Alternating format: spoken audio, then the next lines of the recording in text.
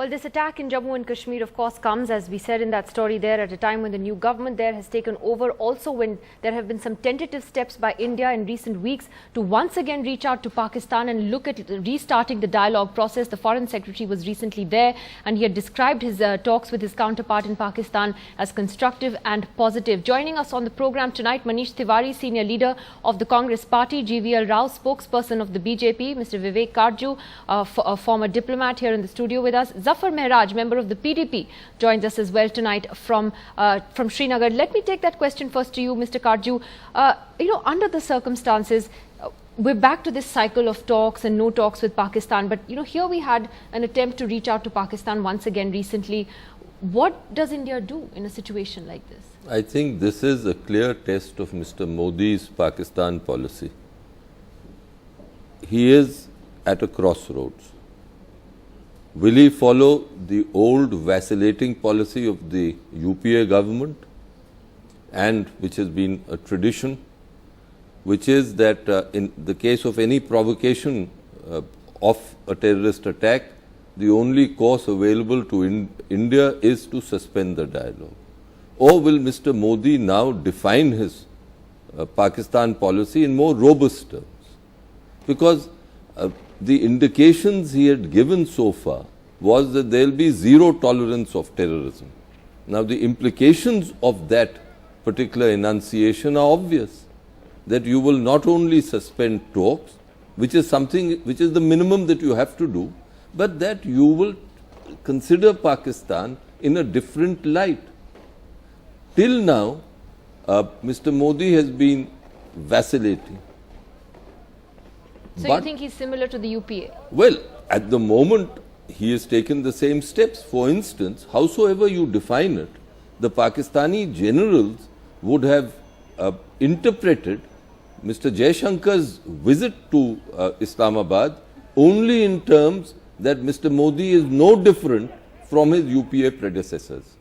Now, it is for the BJP representative who's on your show to tell us that will Mr. Modi's Pakistan policy be confined only to words, or will it be something more? Okay, before I get into the domestic politics, I also have Musharraf Zaidi, a well-known political analyst who joins us from Islamabad tonight. Musharraf, this is a familiar dialogue we keep having every few months, but this seems to be the first major test in a sense for Mr. Modi, as Vivek Karju was saying, in terms of how he then chooses to proceed with this dialogue with Pakistan. How do you see this playing out? What's the view from there? Well, first of all, I'm a little confused, Nidhi. Let me thank you for inviting me and giving me a chance to see live in the flesh almost my great friend Vivek Karju and yourself. Lovely to be back on the show. Look, I think my confusion is, I thought we were talking about what happened in Kashmir today, occupied Kashmir, and now we seem to be talking about bilateral relations between Pakistan and India, something that I'm more sort of qualified to speak about. So I'm not sure I understand the link. Because there is a link. When there is a terrorist, the terrorists who came and did this attack in Jammu and Kashmir here in India, Musharraf Zaidi, didn't fall out of the sky. We know where they are likely to have come from, and therefore it does impact bilateral relations very strongly, doesn't it?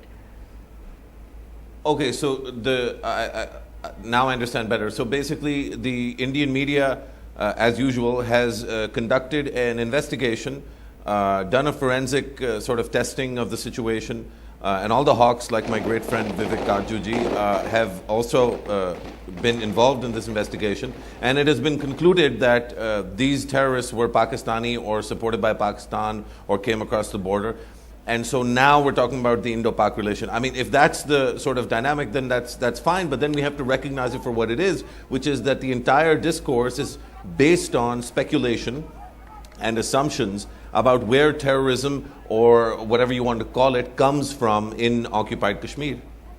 Well, I mean, Vivek Karju wants to respond to that, but I think we're now all past that stage, Musharraf, where we need to now pretend where these men came from and who sent them and why they were sent. I'll just get Ambassador Karju to respond to that before I open this up. Well, if my good friend Mr. Zaidi continues to be in denial, then what can I say?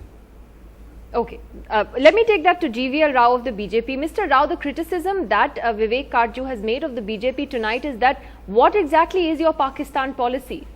What does the BJP, has it made up its mind about how it wants to approach dialogue with Pakistan? Yeah, I think I don't need to possibly enunciate this. I think the last 9 months, whatever dialogue has happened in the month of July, August, sometime last year, the discussions were called because the Pakistan was certainly muddying the waters by engaging with Hurriyat separatist leaders. But recently, the confidence building measures that India has taken, certainly the Pakistan is expected to respond, reciprocate and ensure peace at the borders, and also ensure no terror is exported from Pakistan. I think the entire how these discussions will go forward will only depend on how Pakistan delivers in terms of peace at the borders, in terms of ensuring that there are no ceasefire violations, and also there are no terror attacks that are exported across the border. Today's incident is possibly, I think there can be no doubt in anyone's mind that these are possible, that the individuals per se are not a part of the establishment, but certainly they would be, as we have seen in the past.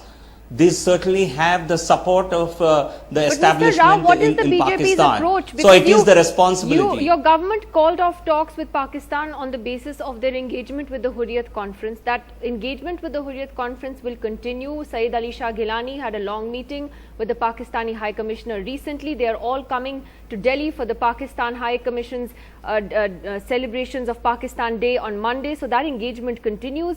What has changed for then the government to have reached out and sent Mr. Jaishankar to Pakistan? Obviously, the government is making an attempt to reach out, but then you're not being consistent in your approach, which is what you accused the Congress of doing earlier. No, I would disagree, because the visit to Pakistan was a part of the Prime Minister's initiative to engage with all the SAARC countries, principally on the SAARC agenda. And so therefore, I think you should not see this only as a bilateral engagement between India and Pakistan. And for a very fruitful and a productive engagement, Pakistan is expected to deliver in terms of, as I stated, the principal expectations from Pakistan. And as long as that delivery does not come through, I think a proper, full-fledged engagement is quite unlikely. Well, I think these actions like this, Manish incidents Tiwari, like this today. Is the government sounding confused on how to approach this dialogue with Pakistan? There are actually many people who would say that when you have attacks like this, I know Vivek Kajju will disagree, but these are the kind of things that actually warrant an engagement to take place in order to there be fewer misunderstandings. But you may or may not agree with that, but do you believe the government therefore is confused about what it's doing? Manish Tiwari. Well, Nidhi, the fundamental question is that you cannot invest pre-electoral rhetoric in aggression and then do a 180-degree U-turn and then start engaging with the same people who have been at the receiving end of that rhetoric.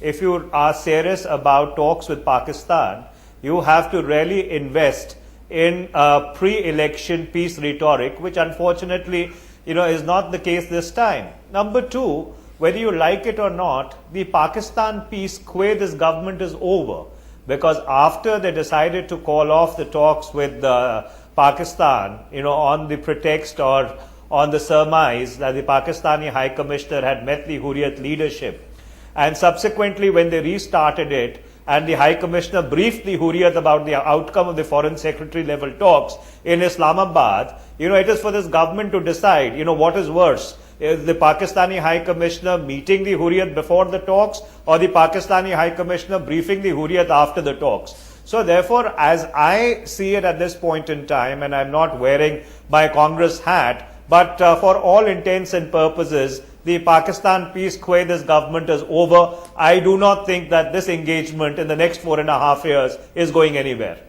That's the sense that one seems to get, in fact, even from the Pakistani side, and I'll take that to Musharraf in just a moment, but Zafar Mehraj, as a member of the PDP and of the ruling coalition along with the BJP in Jammu and Kashmir, today again we heard the Chief Minister Mufti Muhammad Saeed saying that it was important, perhaps now more than ever, to continue to have a dialogue with Pakistan. But do you find yourself in an awkward position today, Mr. Mehraj, given that your coalition partner has stridently opposed a dialogue every time an incident like this happens and continues to do so today as well? I don't think so, Didi. We have to talk, and only through the medium of talks we can achieve something positive. As you rightly said in the beginning, that this is not the last and first incident of its nature, and many incidents of this nature have taken place in the past. But to ensure that such incidents don't take place in future, we have to talk to Pakistan, as rightly Mufti Muhammad said in his speech in the Legislative Assembly today said, that Pakistan should be told in unequivocal terms that they should not send these people to Jammu and Kashmir and disturb peace here.